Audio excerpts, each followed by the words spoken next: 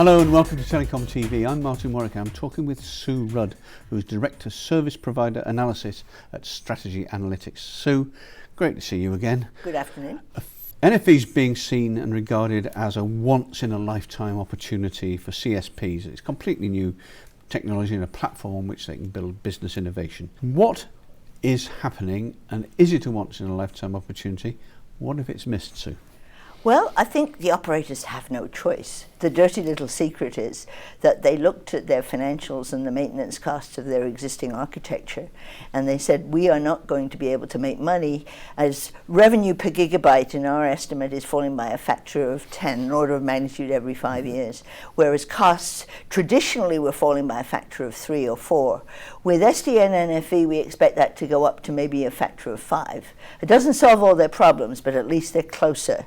And so margin erosion is driving them to a new architecture and really a new supply curve. If you remember your microeconomics, they talk a lot about moving along the supply curve with increased volume. And indeed, that's true. And up to now, with Moore's Law and all that, that's really helped.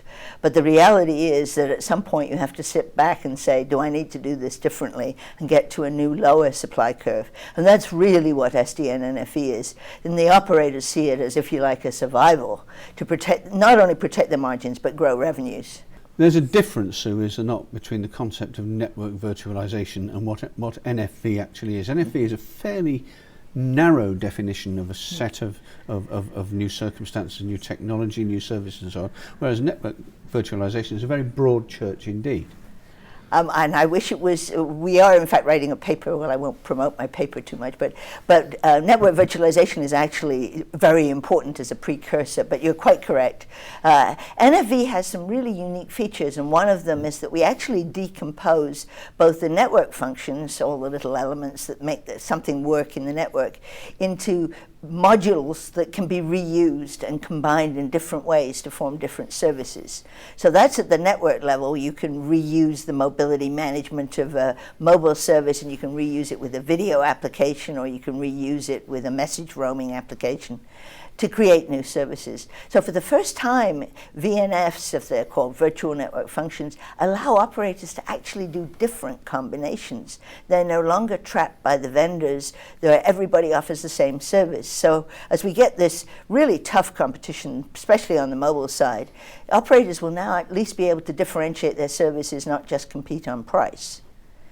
On the other side, it also brings what service virtualization, and NFV sort of started with the lower layer hardware and all that and physical connections, and it's slowly moving up into the value-added services. And so we're seeing not just network orchestration, but service orchestration. And now we're looking at new ways to combine services. And as we go forward into the future, you'll be able to see what we've seen on the internet, services that combine a bit of video, a bit of messaging, a bit of text, a real-life conversation in the middle of a video session, all kinds of combinations of mix and match in real time.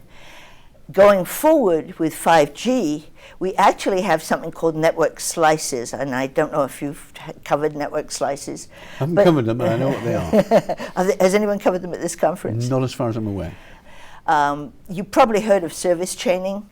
And service chaining is literally the logic flow that takes that MME and adds a firewall or adds the video server and makes it into a mobile roaming video service. Well, the next step up is to say, what classes of performance do my different services require?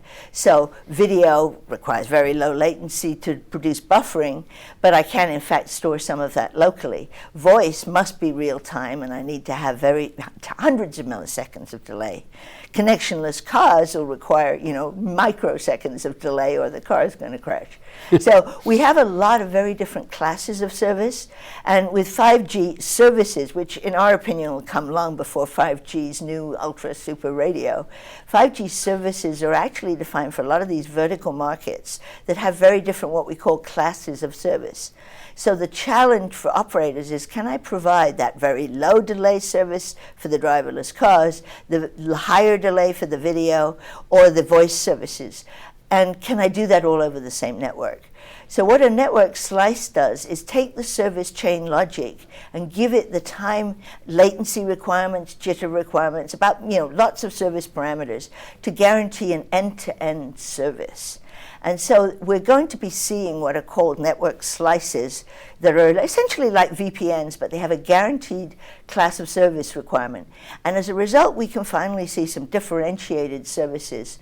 And my favorite phrase is that we can actually virtualize net neutrality, because when the regulators come asking, is this neutral? I will guarantee you your application gets exactly the class of service it requires. I'm neutral to all vendors, but there is no more basic service. There is only the services that each of the applications requires. We're out of time, Sue. This is really interesting as we could, and we have in the past talked about this for a long time. We'll meet again to talk about it a little more, but for now, Sue Rudd, as usual, thank you very much indeed. Thank you, Martin. It's been a pleasure. Thank you.